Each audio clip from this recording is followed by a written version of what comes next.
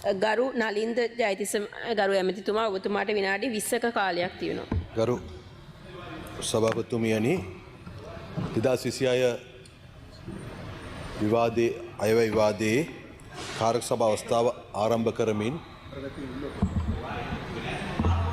අද දිනේ මේ විශේෂ වැදගත්කමක් ඇති ආයතන කීපය පිළිබඳව යම් අදහස් දැක්වීමක් කරන්නට කැමැතියි. ඉස්සෙල්ලාම ගරු සභාපතිතුමියනි මේ පාර්ලිමේන්තු කාර්ය මණ්ඩලය පිළිබඳව ඒ කියන්නේ මේ ගත වෙච්ච අවුරුද්ද තුල පාර්ලිමේන්තු කාර්ය මණ්ඩලයට වෙනදට වඩා වැඩ කටයුතු පැවරලා තිබුණා. මාර්තු මාසෙදිත් දැන් මේ නොවැම්බර් මාසෙදිත් අයවැය දෙකකටම මැදිහත් වෙන්නට මේ පාර්ලිමේන්තු කාර්ය මණ්ඩලයට සිදු වෙනවා. සාමාන්‍යයෙන් දින 50කට වැඩි කාලයක් අපි අයවැය විවාදයේ දින 52ක් විතර පැවැත්වුවාට මේ වාර දෙකේදී ඒ අය මාස දෙකකට වඩා වැඩි කාලයක් මේ වෙනුවෙන් මහන්සි වෙන්න කාලය කැප කරන්න සිදු වෙනවා. ඉතින් ඒක ඊටාම දුෂ්කර කටයුත්තක් කියලා අපි දන්නවා. පාර්ලිමේන්තුවේ මහලේකම්තුමිය, නියෝජ්‍ය මහලේකම්තුමා, සහකාර මහලේකම්තුමා, ඒ වගේ අපේ වේත්‍රධාරීතුමා ඇතුළු 850ක් පමණ වන කාර්ය මණ්ඩලය විසින් පාර්ලිමේන්තුවේ ගුණාත්මක භාවය, වෘත්තීමය භාවය ආරක්ෂා කර ගැනීම සඳහා දෙන ලද පළ කරන සහයෝගය පිළිබඳව ආණ්ඩු පක්ෂය හැටියට අපේ විශේෂ ස්තුති පිරිනමන්නට ඕනේ. මම විශේෂයෙන් සඳහන් කළේ මේක පාර්ලිමේන්තුවටත් අභියෝගයක් සහ ඇත්තටම මේ කටයුතු ඔවුන් ඉතාම හොඳින් සිදු කරන නිසා. ඒ වගේම 850කට ආසන්න කාර්ය මණ්ඩලයට අමතරව අපේ 450ක් පමණ වන පොලිස් නිලධාරීන්, තවත් අපිට විදුලිය, ජලය සපයන ආදී ආයතනවල කාර්යභාරය පිළිබඳවත් මම මේ වෙලාවේදී ඉතාම ස්තුතිපූර්වකව මතක් කරන්න කැමතියි. ඊළඟට මේ පහුගිය ගත වෙච්ච දින 6ෙදිත් අදත් විපක්ෂ මන්ත්‍රීවරු වැඩිපුර එල්ලෙන්න උත්සාහ කරපු එකක් තමයි මේ පහුගිය අවුරුද්දේදී සම්මත වෙච්ච පනත් ප්‍රමාණය මදි කියලා. ඉතින් ඕකට විවිධාකාර ඉලක්කම් ගෙනහැර පෑවා. නමුත් මම කියන්න කැමතියි සාමාන්‍යයෙන් මහමැතිවරණයකට පසුව එළඹෙන පළමු වසරේදී ඕනෑම ආණ්ඩුවක් විසින් වැඩි පනත් ප්‍රමාණයක් සම්මත කරන්නේ නැහැ. දැන් මගේ ළඟ තිබෙනවා මේ 2000න් මෙහා පැත්තේ පළමු වසර තුලදී සම්මත කරලාද පනත් ගැන විස්තරයක්. 2001 සම්මත කරලා තියෙන පනත් 11යි. 2004 මහමැතිවරණයේ තියලා ඒ වසරේදී සම්මත කරලා තියෙන පනත් 15යි. 2010 දී පනත් 20යි. 2015 පනත් 16යි. 2020 පනත් 7යි. 2025 පනත් 22යි.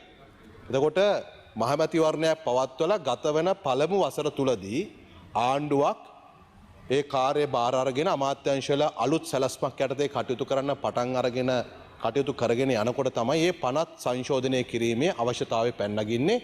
ඒ අනුව සාමාන්‍යයෙන් 2000න් මෙහා පැත්තේ ඕනෑම ආණ්ඩුවක් පළමු වසර තුලදී සම්මත කරන ලද පනත් වලින් වැඩි ප්‍රමාණයක් සම්මත කරලා තියෙන්නේ අපේ ආණ්ඩුව කියලා මම මේ වෙලාවේ කියන්නට කැමතියි. අපි 22ක් සම්මත කරලා තිබෙනවා.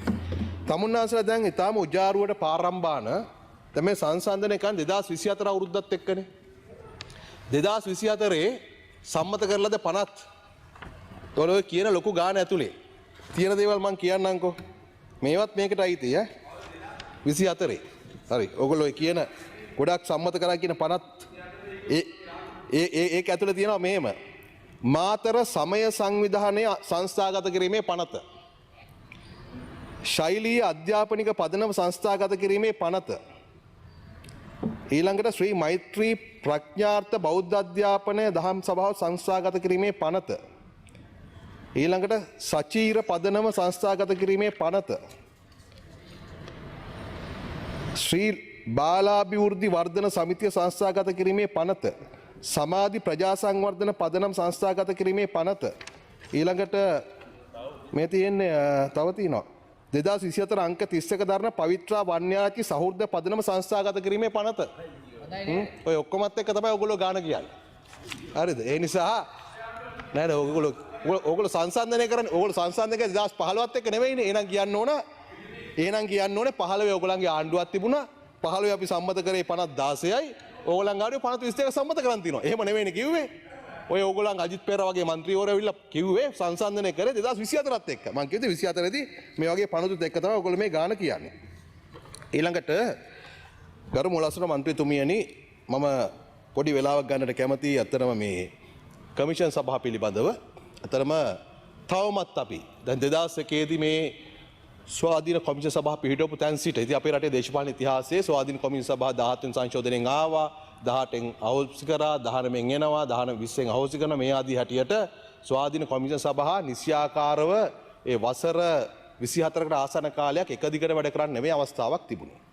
හැබැයි තවමත් අපේ සංවාදය තිබෙන්නේ ස්වාධීන කොමිෂන් සභාව පිහිටුවීම සඳහා වූ ඒ දේශපාලන සමාජ යථාර්ථය පිළිබඳව මිසක් එහි අවශ්‍යතාවය පිළිබඳව මිසක් ඒ කොමිෂන් සභාව වැඩි දියුණු කර ගැනීමේ සාකච්ඡාවක් නෙවෙයි තාම පැවැත්වෙන්නේ. තවමත් අපි කියන්නේ ස්වාධීන කොමිෂන් සභාවල අවශ්‍යතාවය ඒකෙන් කොහොමද විධායකයෝ යම් ප්‍රමාණයකට වග වෙන තැනකට පත් කරන්න කියන එක ගැන මිසක් කොමිෂන් සභාව යම් ප්‍රමාණයකට ක්‍රියාත්මක වෙලා අද එය වැඩි දියුණු කර ගැනීමේ සාකච්ඡාවක් අපි අතර තවමත් නැහැ.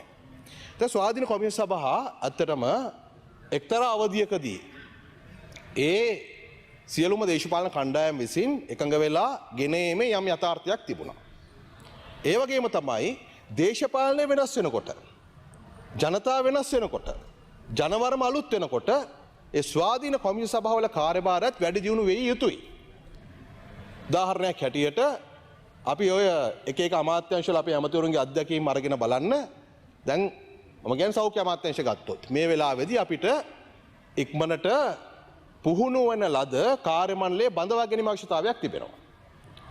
ඒ වගේම දැන් ඒවා අවුරුදු 3ක් 4ක් පුහුණුවාට පස්සේදී ඒ අය එළිය තියෙන එක තේරුමක් නැහැ. උදාහරණයක් ගත්තොත් අපි හිතමු පරිපූර්ණක වෘත්තියට අදාළ ඒ වෘත්තිකයන් ඔවුන් උපාධියක් අරගෙන යම් පුහුණුවක් ඒ අධ්‍යාපනයේ සහිතව එළියින් එක තේරුමක් නැහැ. ඔවුන් පුහුණු කරලා තිබෙන්නේම සෞඛ්‍ය අමාත්‍යාංශයට එයින් වැඩි කොටසක් බඳවා ගැනීම සඳහා. එතකොට අපි ක්‍රමවේදයක් හදන්න ඕන උන් කොහොමද අපේ මේ සේවාවට උරා ගන්න කියන එකට. ඒකට බාධා කරන්න නෙමෙයි. ඊළඟට දැන් මම කියන්නේ මේවා මේ කමිෂන් සභාවල් ප්‍රශ්නයක්ම නෙවෙයි. නමුත් අපේ අර්ජුන මන්ත්‍රීතුමාත් දන්නවා සෞඛ්‍ය අමාත්‍යාංශයේ 2021 මාර්තු වල ඉඳලා නියෝජ්‍ය සෞඛ්‍ය සේවා අධ්‍යක්ෂවරු පත් කර ගැනීමේ ප්‍රශ්නයක් තියෙනවා. දැන් මම දැක්ක සමහර පුවත්පත්වල මෑත කාලේ වාර්තා කරනවා ජාතික රෝහලේ ස්ථිර අධ්‍යක්ෂවරයෙක් නැහැ. ඔව් නෑ තමයි. එහෙම කියලා එහෙම පත් කරන්න බෑ. ජාතික රෝහල් මේ ජාතික රෝහලට අපිට සිද්ධ වෙලා තියෙනවා වැඩ බලන අධ්‍යක්ෂවරයෙක් දාන්නේ නැයි. එතන තිබෙන්නේ නියෝජ්‍ය අධ්‍යක්ෂ DDG තනතුරක්. නියෝජ්‍ය සෞඛ්‍ය සේවා අධ්‍යක්ෂ තනතුරක්. ජාතික රෝහල තුනේ එහෙම තමයි. එතකොට 2021 ඉඳලා එක තනතුරක් පුරප්පාඩු තැන් සිට ඒ තනතුරුල හිටපු අය විශ්‍රාම ගත්තට පස්සේ දැන් තනතුරු 8ක් දක්වා සෞඛ්‍ය අමාත්‍යාංශයේ නියෝජ්‍ය සෞඛ්‍ය සේවා අධ්‍යක්ෂ තනතුරු පත් කරගන්න හැකියාවක් නැහැ. ඒ පත් කර ගැනීම සඳහා අමාත්‍යාංශ පැත්තෙන් උත්සාහ දරන හැම වෙලාවකම කුමක් හෝ බාධාවක් වෙනවා. දැන් මේ වෙලාවේදී ඒ සෞඛ්‍ය අමාත්‍යාංශයේ නායකත්වයේ දින ඉහළම පරිපාලන තනතුරු ටික ස්ථිරපත්වීම් කරගන්න නැතුව යන්න අමාරුයි ඇත්ත. ජාතික රෝහල වගේ ඊටාම පුළුල් විෂයපතයක් ආවරණය කරන රෝහලකට ස්ථිර අධ්‍යක්ෂවරයෙක් උවමනයි.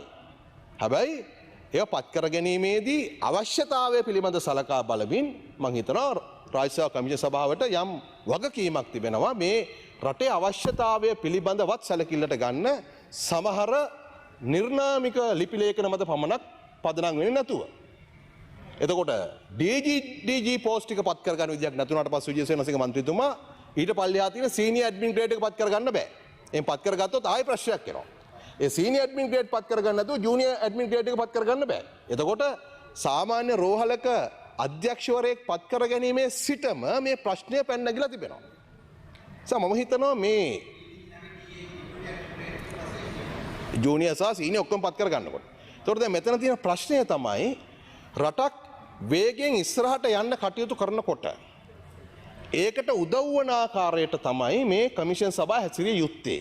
එහෙම නැතුව නිතරම දැන් ඊටම සුළු කාරණා හෝ සුළු කණ්ඩායමක අවශ්‍යතාව වෙනුවෙන් කටයුතු කරන්න ගියොත් අපිට ස්වාධීන කොමිෂන් සභාව ඉතුරු වෙයි රට ඉස්සරහට යන එකක් නැහැ. නිසා මම හිතනවා විශේෂයෙන්ම ස්වාධීන කොමිෂන් සභාවල ගරුත්වය සහ ස්වාධීනත්වය ආරක්ෂා වෙන්නේ ඒ කටයුතු කරන පුද්ගලයන් විසින් රට පිළිබඳව රටේ සංවර්ධනයේ අවශ්‍යතාවය පිළිබඳව ජනතාවගේ කඩිනම් අවශ්‍යතාවය පිළිබඳව මේ සේවාවල වැදගත්කම් පිළිබඳවත් අවධානය යොමු කරමින් කටයුතු කිරීම ඇතුළේ ඒ නිසා ඔය සියලු කොමිෂන් සභා පොලිස් කොමිසම ඇතුළුව දැන් පොලිස් කොමිසමෙත් එකක් අපි මේ වෙලාවේදී මේ රටේ විෂ මද්ද්‍රව්‍ය උදුර තුරන් කිරීම සඳහා පාතාලය මර්ධනය කිරීම සඳහා දැවැන්ත වැඩපිළිවෙලක් දියත් කරමින් පවතිනවා අපේ මහාජාරක්ෂක ඇමතිවරයා පොලිස්පතිතුමා ඇතුළු කණ්ඩායම. ඒතර ඒකට ගැළපෙන විදිහට ඒ පොලිසියේ ස්ථානගත කිරීම පත් කිරීම සිදු කළ යුතුව තිබෙනවා. ඒවට කල් ගන්න ගරු මන්ත්‍රීතුමනි වෙන්නේ පාතාලයේ වර්ධනය වෙන එක.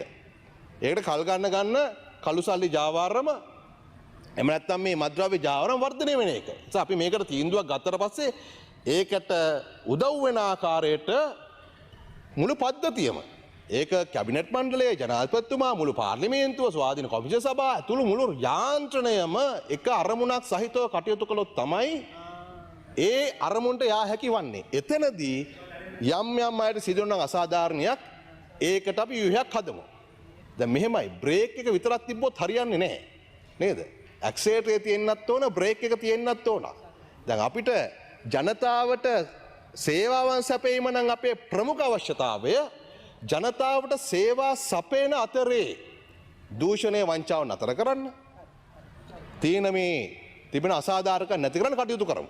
හැබැයි යම් තැනක සිදු වෙනවා නම් ඒ කියන්නේ අර බ්‍රේක් එක වැඩිපුර එන්න හදගෙන ඇක්සෙට් කරන්න දෙන්නේ නැතුව එතකොට රටක් ඉස්සරහට යන්නේ නැහැ. ඒ වගේම මම මේ වෙලාවේ කියන්න කැමතියි දැන් මේ ඖෂධ සම්බන්ධ ප්‍රශ්නයේදීත් මම කියනවා ඒ අදාළ ආයතන වලට අවධානය යොමු කරන්න කියලා. ඖෂධ සාමාන්‍යයෙන් ලෝක සෞඛ්‍ය සංවිධානය කියන හැටියටත් ඕනෑම ඖෂධයක් ඒ අපි ඇනෝම් කරලා නිෂ්පාදනය කරලා යලිත් රෝහලට බෙදා හැරීම දක්වා ගත වෙන කාලය සාමාන්‍යයෙන් මාස 9 සතියක් කියලා ගණන් හදලා තියෙනවා. මාස 9 සති දෙකක්. ඒ නිසා ඒක අලලුණු සීනි හිඟයකදී ගේන්නන වගේ වැඩක් නෙවෙයි.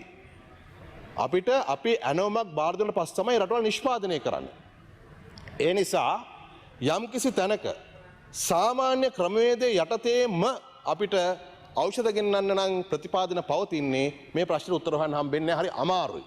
එහෙනම් හොඳටම සිස්ටම් එක දුවන තැනකදී පුළුවන්. නමුත් සිස්ටම් එක අඩාල වෙලා ජනතාවට ඖෂධ නැතුව එන්නත් නැතුව ඖෂධ ශල්‍ය උපකරණ නැතුව තිබෙන තත්වයකදී අපි මම හිතනවා ඒ ගැන සැලකිලිමත් විය යුතුයි කියලා. ඒ නිසා මම මේ වෙලාවේදී ඒ ගැන අවධානය යොමු කරනවා. ඊට අමතරව ගරු සභාපතිතුමියනි මම මේ වෙලාවේදී ජනාධිපති කාර්යාලය සහ ජනාධිපති වෛශ්වික සම්බන්ධනුත් යම් අදහස් කීපයක් ප්‍රකාශ කරන්න කැමතියි.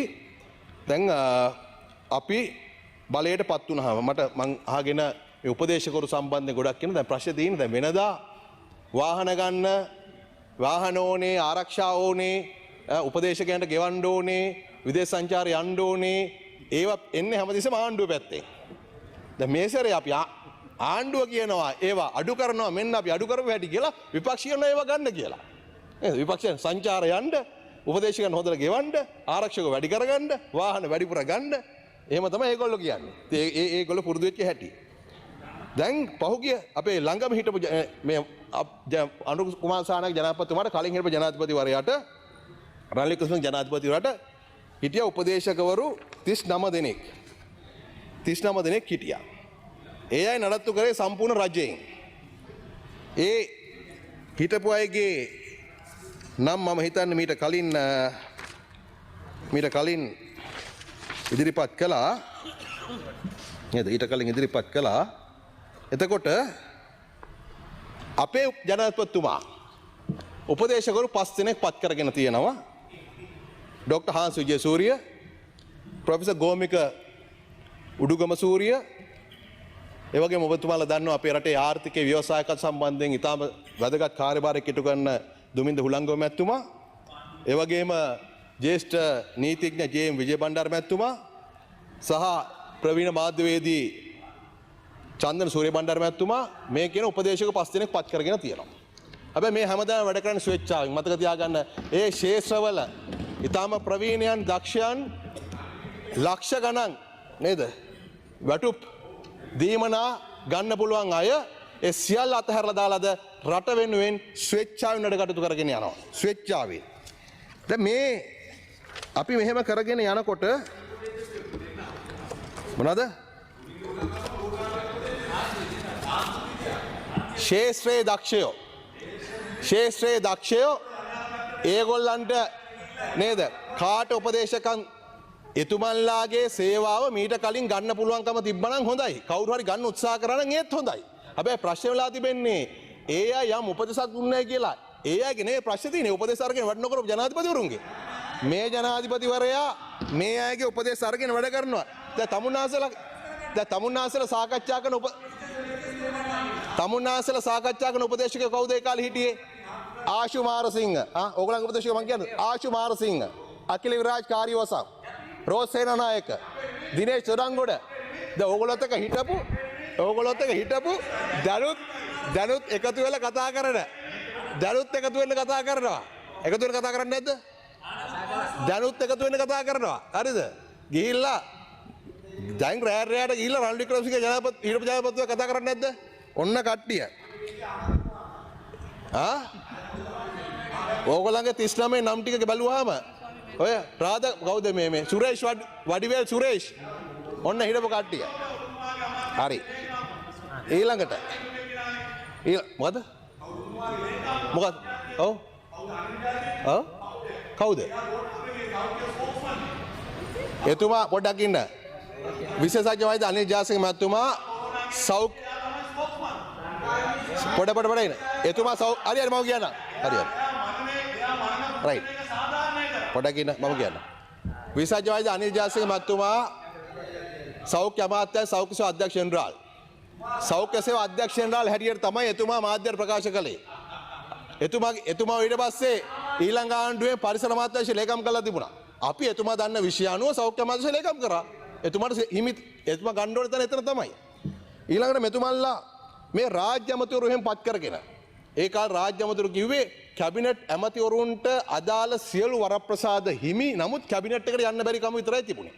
ඒ අය පත් කරගත්තා. අපි කිසිම රාජ්‍ය ඇමති කෙනෙක් පත් කරන්නේ නැහැ. අපි අමාත්‍යාංශයට පත් කරන්නේ කැබිනට් අමාත්‍යවරයා සහ නියෝජ්‍ය අමාත්‍යවරු එක්කෙනෙක් හො දෙන්නේ.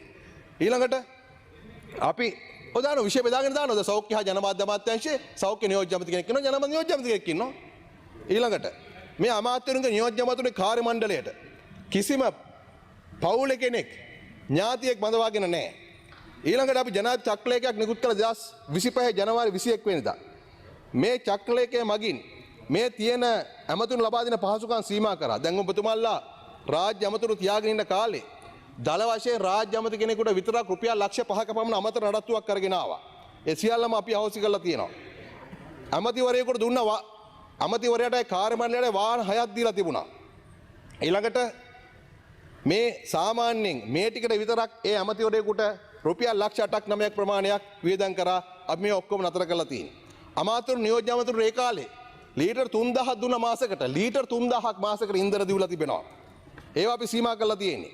අමාත්‍ය නියෝජ්‍ය අමාත්‍යවරුන්ට නිල දුරකථන සම්බන්ධ 4ක් තිබුණා. ඒකට අපි දැන් ගෙවීමක් කරන්නේ නැහැ.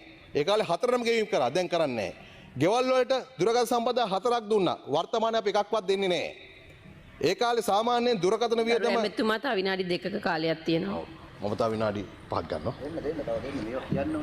ඊළඟට මේ අමාත්‍යවරු නියෝජ්‍ය අමාත්‍යවරුන්ට නිවාස වල දුරකථන සම්බන්ධ 4ක් දීලා තිබුණා. ඒක අපි වර්තමානයේ ලබා දෙන්නේ නැහැ. නිසා මේ රාජ්‍ය මේ ඇමතිවරු නියෝජ්‍ය ඇමතිවරු කැබිනට් අමාත්‍යවරු නඩත්තු කිරීම සඳහා ඒ කාලේ දරපු අනවශ්‍ය වියදම් ප්‍රමාණයක් අපි සැලකිත ප්‍රමාණයකින් අඩු කරගෙන තියෙනවා ගරු සභාපතිතුමියනි. ඊළඟ මේ මං කියව ජනාධිපති උපදේශක පිළිබඳව දැන් 2024 පළවෙනි මාස 9 2024 දී හිටපු ජනාධිපතිතුමාට ඉඳලා තියෙනවා ජනාධිපති උපදේශකයෝ 39ට අමතරව ජනාධිපති සම්බන්ධිකරණ ලේකම්ලා 23 දෙනෙක්.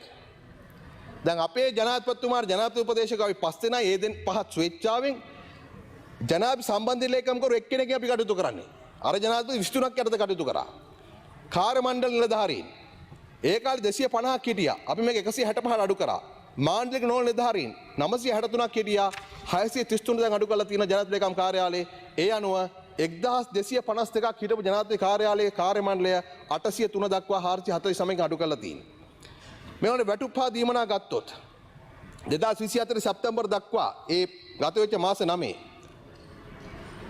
වැටුප්පා දීමනා හැටියට දීලා තිනවා රුපියල් 1100 රුපියල් මිලියන 1199ක්. ඒක අපි රුපියල් මිලියන 754 දක්වා අඩු කරලා තියෙනවා. සමාවෙන්න රුපියල් මිලියන 104ක් 2024 සැප්තැම්බර් මාසයක ගෙවලා තිනවා. ඒක රුපියල් මිලියන 79කට අඩු කරලා තියෙනවා. ඒ කාලේ 1199ක් සමස්ත කාර්ය මණ්ඩලයක් හිටියා. ඒක 754ට අඩු කරලා තියෙනවා. මට ඉස්සෙල්ලා කියන්න බැරි වෙච්ච කාර්ය මණ්ඩලය ටික මම ආයෙ මුලදන් කියන්න. පොඩ්ඩක් ඉන්න. මේ තියෙන නම් ටික අකිල විරාජ් කාර්යවසම්. එයා අරගෙන තියෙනවා 2022 ජූලි ඉඳන් 2024 සැප්තැම්බර් දක්වා වැටුප් හැටියට විතරක් රුපියල් 25,70,000ක්. ඒ වගේම ඉන්ධන දීමනා හැටියට 13,91,000ක්. වෙනත් දීමනා 51,000ක්. ඔක්කොම ගත්තොත් එහෙම රුපියල් 40,13,000ක් අරගෙන තියෙනවා ජනාධිපති උපදේශක හැටියට ඒ කාලේ යාගේ දීමනාව. ඒ අකිල විරාජ්. ආශු මාරසිංහ ඒ කාලේ අරන් තියෙනවා රුපියල් 34,84,000ක්. ඊළඟට උද්දික ප්‍රේමරත්න 4,35,000යි. රෝස් සේනානායක 7,01,000යි. සාගර රත්නායක 73,09,155යි. ඊළඟට ඔය තියෙන්නේ වඩිවේල් සුරේෂ්, හරින් ප්‍රනාන්දු, මනුෂ්‍ය නායකකාර, රුවන් විජේවර්ධන, දිනේෂ් වීරක්කොඩි ඒගොල්ලෝ තමයි ඒගොල්ලන්ගේ ජනාධිපති උපදේශකයෝ. එහෙම තමයි ඒගොල්ලන්ට ගෙවලා තියෙන්නේ. ඊළඟට මේ තියෙන්නේ ජනාධිපතිතුමාගේ වියදම් 2024 මුල් මාස 9 2024 රනිල් වික්‍රමසිංහ ජනාධිපතිවරයාගේ මුල් මාස 9 පුනරාවර්තන වියදම රුපියල් මිලියන 715යි. අපේ ජනාධිපතිවරයාගේ මුල් මාස 9 වියදම රුපියල් මිලියන 279යි. රුපියල් මිලියන 435කින් වියදම අඩු කරලා තියෙනවා. ජනාධිපති උපදේශක සහ පෞද්ගලික කාර්ය මණ්ඩලයේ රනිල් වික්‍රමසිංහ ජනාධිපතිතුමාගේ මුල් මාස 9 රුපියල් මිලියන 403යි. මේ ජනාධිපතිතුමා රුපියල් මිලියන 145 දක්වා ඒක අඩු කරගෙන තියෙනවා. අඩු කර ගැනීම මිලියන 258යි. අර කාර්ය මණ්ඩලයට පරිණඩි රනිල් වික්‍රමසිංහ ජනාධිපතිතුමාගේ රුපියල් මිලියන 255.8යි. අපේ ජනාධිපතිතුමාගේ රුපියල් මිලියන 80යි. අඩු කර ගැනීම විතරයි මිලියන 175යි. මම කීපයක් කියන්නම්. ඉන්ධන වියදම රනිල් වික්‍රමසිංහ ජනාධිපතිතුමා මුල් මාස 9 රුපියල් මිලියන 57.9යි 57.9යි. අපේ ජනාධිපතිතුමා 18.9යි. එකතුව ගත්තොත් එහෙම අමෙතින් මුළු වියදම රුපියල් මිලියන 857 රනිල් වික්‍රමසිංහ ජනාධිපතිතුමා මුල් මාස 9 මේ ජනාධිපතිතුමා රුපියල් මිලියන 364යි. ඒ කියන්නේ අඩුවීම මිලියන 493යි. අඩුවීම පමණක් මිලියන 493යි. ඊළඟට මේ තියෙනවා සාමාන්‍ය පරිපාලන වියදම් ජනාධිපති කාර්යාලයේ 2024 මුල් මාස 9 මුළු වියදම රුපියල් මිලියන 1887යි. අපි අඩු කරන් තියෙනවා මිලියන 1324 දක්වා. එතන පුනරාවර්තන වියදම් 2024 මුල් මාස 9 1661යි මිලියන මේ අවුරුද්දේ මිලියන 1199යි. දේශීය විදේශීය ගමන් වියදම් රනිල් වික්‍රමසිංහ ජනාධිපතිතුමාගේ මිලියන 11.9යි මේ සැරේ මිලියන 3.6යි. ඉන්ධන වියදම රනිල් වික්‍රමසිංහ ජනාධිපතිතුමාගේ මිලියන 263යි මුල් මාස 9 දැන් 140යි මිලියන. වාහන නඩත්තු වියදම් ඒ කාලේ මිලියන 122යි දැන් 82.9 මේ ජනාධිපති කාර්යාලයේ සමස්තයක් හැටියට මිලියන 1887 මිලියන 1324 දක්වා අඩු කරගෙන තියෙනවා. හිටපු ජනාධිපතිවරුන්ට සලකන එක විශ්‍රාමිකී කට්ටියට ඒකේ 2024 මුල් මාස 9 හිටපු ජනාධිපතිවරුන්ට පුනරාවර්තන වියදම් හැටියට මිලියන 38.9යි ඒක මේ අවුරුද්දේ මිලියන 24.2 දක්වා අඩු කරා මාස 9 දී. ප්‍රාග්ධන වියදම හිටපු ජනාධිපතිලාට මුල් මාස 9ට 2024 අවුරුද්දේ මිලියන 27.9යි ඒක අඩු කරලා තියෙනවා මිලියන 14 සමස්තයක් හැටියට 2024 මුල් මාස 9 හිටපු ජනාධිපතිතුන්ට වියදම් කරපු මිලියන 66.9 2025 මුල් මාස 9 මිලියන 41.2 දක්වා අඩු වෙනවා. මෙතනින් පස්සේ ඒ වියදම එන්නේත් නැහැ. මොකද දැන් අපි ඒ වරප්‍රසාද ටික කප්පාදු කරලා තියෙන්නේ. මේ අර වාහන දීලා කාර්ය මණ්ඩලය දීලා කරපුවා මේක සැලකිලි මට්ටමක් ඊළඟ මේ සැප්තැම්බර් මාසෙන් අඩු වෙලා යනවා. මේ කරපු වියදම හොඳයි නේද? අන්න ඒකයි. එහෙම හොඳයි කියන්නේ. තව එකක් කියන්නම්. මේ තියෙන්නේ ඔය අහනවනේ විදේශ ගමන් පිළිබඳව. අපි හිතුවා මේක ඕගොල්ලන්ගේ පැත්තෙන් එයි කියලා. මේසෙට මුකුත්ම නැහැ. පහුගිය මාර්තු මාසෙට එක දේවල් කිව්වා මේවා කරා අරව කරා කියලා. මේසෙට මුකුත් නැති නිසා මම මේවා කියන්න ගන්නේ. රනිල් වික්‍රමසිංහ ජනාධිපතිතුමා ගියපු විදේශ සංචාර 2022 සංචාර 4යි සංචාර 4ට 64 දෙනෙක් එක්කන් ගිහිලා තියෙනවා. ඒ සංචාර 4 වියදම මිලියන 129.3යි. 2023 සංචාර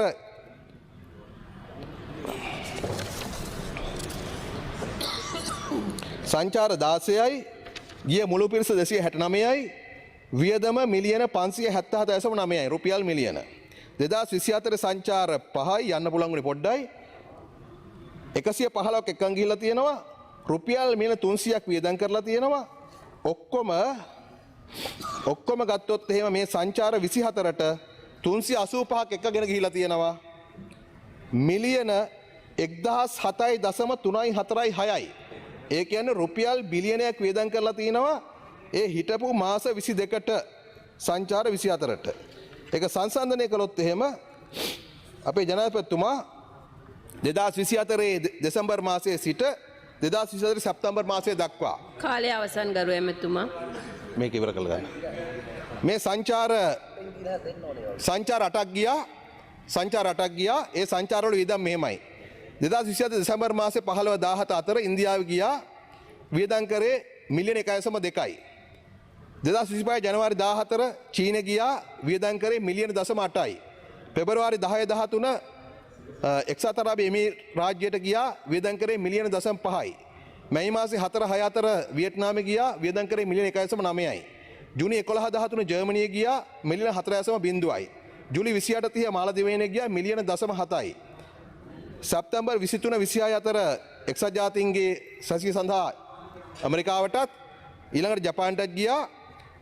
වියදම මිලියන 5.5යි. මේ සංචාර 8ටම ගියේ මිලියන 14.9යි. මිලියන 14.9යි. මේක සංසන්දනය කරන රනිල් වික්‍රමසිංහ ජනාධිපතිතුමාගේ සංචාරات එක්ක මිලියන 1000ක් වියදම් කරපු එකත් එක්ක. ඒ වගේම අවසාන වශයෙන් ගරු සභාපතිතුමියනි මේ සමහර අය කිව්වා අර වාහන විකුණනකොට මොකද උනේ කියලා. අපි ජනාධිපති ලේකම් කාර්යාලය හරහා අවස්ථා දෙකකදී මේ වාහන වෙන්දේසි කරලා තියෙනවා. එතකොට මේ ටැක්සේර මුදලට වඩා වැඩිපුර ඒ වාහන විකිණලා තියෙන්නේ. උදාහරණයක් හැටියට 2025 පෙබරවාරි 28 වෙනි දින පළවෙනි අදියරයේදී වාහන වෙන්දේසි කරාම රුපියල් මිලියන 14.5ට ටැක්සේරු කරපු වාහනය විකුණලා තියෙන රුපියල් මිලියන 29.7ට. රුපියල් මිලියන 10.2ට ටැක්සේරු කරපු වාහන ගිහිලා තියෙන 19.6ට. රුපියල් මිලියන 6.5ට වෙන්දේසි කරපු වාහන ගිහිලා තින්නේ රුපියල් මිලියන 0.6ට ටැක්සේරු කරපු වාහන ගිහිලා තින්නේ මිලියන 1.2ට. මේ ආදී හැටියට ටැක්සේරුව මිලියන 105යි විකුණුව මුදල රුපියල් මිලියන 205යි. ටැක්සේරුවට වඩා වැඩිපුර ඔක්ෂන් එකේ ගිහිලා තියෙනවා. නෑ ටැක්සේරුව වරදින්නේ නෑ. ටැක්සේරු කරාට පස්සේ ඒක තමයි සාමාන්‍ය ක්‍රමය. ටැක්සේරුවට වඩා ඔක්ෂන් එකේ වැඩිපුර යනවා. නෑ. වැරදි ඒක. ඒ වෙන්නේ නෑ. සාමාන්‍ය ඕන ප්‍රොජෙක්ට් එකක ඇස්ස මේ ටැක්සේරුවට වඩා සමහරට අඩු වෙනවා වැඩි වෙනවා. මේක අඩු වෙනවා නම් එහෙම කොහොමද? ටැක්සේරුවට අඩු වෙනවා නම් තමුන්නාන්සලා මෙතන මේ පොළේ පස්කයි. හරිද? අපි මිලියන 105ක ටැක්සේරුවට වඩා 205ට මේක විකුණලා තියෙනවා. දෙවන අධ්‍යයනයේදී මතක තියාගන්න. දැන් රජයේ ටැක්සේරු කර වැරදි කියයි. ඔව්. දැන් කියන්නේ ටැක්සේරු කර වැරදි කියලා. ඊළඟට 2025 පස්වෙනි මාසේ 15 වෙනිදා මේ වාහන වෙන්දේස් දෙවනි අධ්‍යයනයේදී කරා ඒකෙදී ටැක්සේරු දුන්නේ මිලියන 154යි මිලියන 191ක් හොයාගෙන තියෙනවා. දැන් ඔහොම කියනවා මතකද අනුරාධපුරේ වාහන වාහක වෙන්දේසි කරලා ටැක්සේරු වඩා අඩුවෙන් වික්කයි කියලා බොරු තොරතුරක් අරගෙන ආවලා පාර්ලිමේන්තුවේ කියලා ඔයාට වඩා 1 2 3 4 4 පුටු වෙන ජයශ්‍රී ජයසේකර සමාවත් ගත්ත අන්තිමට බොරු තොරතුරක් ආවයි කියලා ටැක්සේරු වඩා අඩුවෙන් අපි වික්කයි කියලා.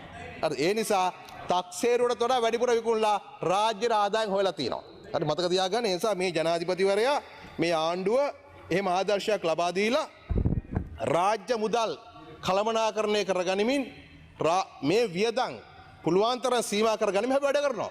දැන් බලන්න වියදම් සීමා කරගෙන දැන් තමුන්නාන්සලගේ අර ජනාධිපතිවරයා වැල් කීපයක් වැඩ කරගෙන මිලියන 1000ක් වියදම් කරලා ලෝකෙ පුරා ගිහිල්ලා ගත්ත දේවල් මොනවද?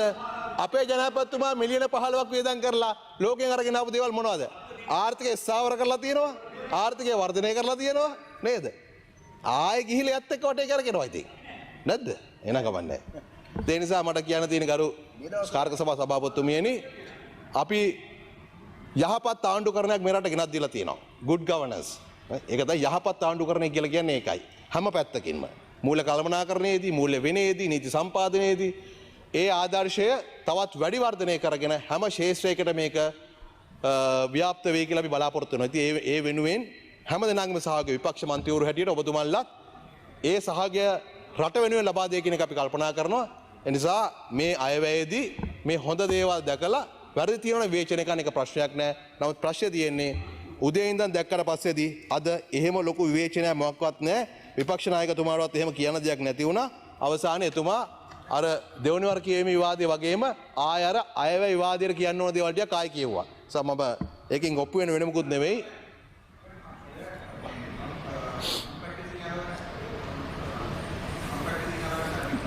හරි අපි ඒවට පස්සේ උත්තර දෙන්න. හොඳයි එහෙනම් ගරු සභාපතිතුමනි කාලේ වැඩිපුර ලබා දීම සම්බන්ධයෙන් බොහොම ස්තුතිවන්ත වෙනවා.